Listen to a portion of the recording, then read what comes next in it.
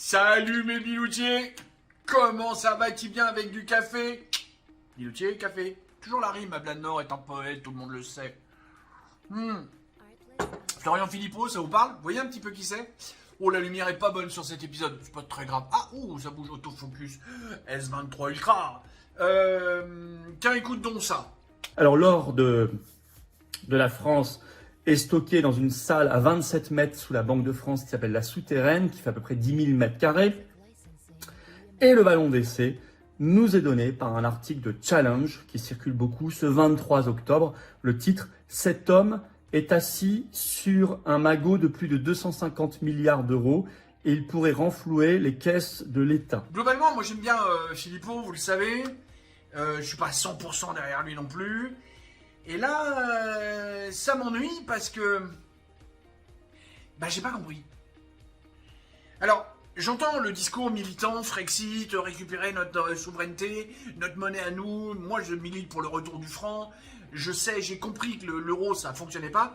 Mais comme m'a expliqué Philippe Ollivier, c'est un gars, un député européen du Rassemblement National, très important, mari de Marie-Caroline Le Pen, pour vous resituer pour ceux qui ne le savent pas.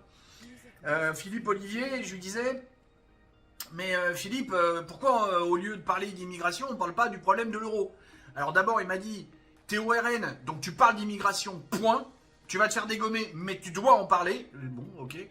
Il m'a dit, tu parles pas de l'euro sur un marché, parce que pour parler du problème de l'euro, faut 2 heures. Et sur un marché, t'as 30 secondes. Bon, donc voilà. Ici, on n'a que même pas 3 minutes, donc on va pas parler du problème de l'euro. Renseignez-vous, Charles Gave, machin, allez voir, vous allez voir. L'euro, c'est un fiasco, ça marche pas. Et il le savait depuis le départ.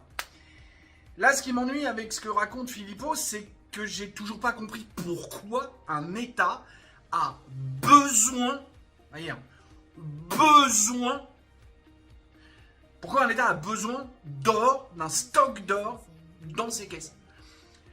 Le seul truc que j'en ai compris, c'est que visiblement, on aurait besoin d'avoir des quantités d'or phénoménales pour faire plaisir à des mecs qui savent ni planter un poireau, ni vider un poulet, mais qui se permettent de nous donner des notes qui vont permettre de déterminer le taux d'emprunt auquel on va pouvoir pour faire rouler notre dette.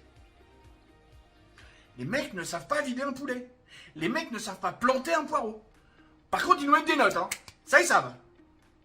Voilà, à part ça, j'ai pas compris. Si quelqu'un a l'obligeance de m'expliquer, je suis preneur. Merci d'avance. Vous savez, quand on dit merci d'avance, c'est qu'il faut le faire. Vous n'avez plus le choix. Allez! Bisous, bisous, poutou, poutou, poutou. Tchuss.